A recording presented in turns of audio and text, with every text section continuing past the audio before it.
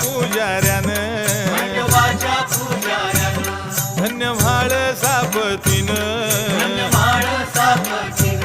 खंडोबाच्या पुजाऱ्यानं धन्य म्हाळ सापतीनं फकीराला त्या पाहून देव अवतारी ओळखून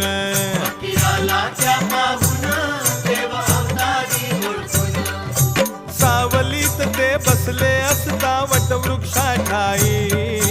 सावलीत ते बसले असता वटवृक्षाठाई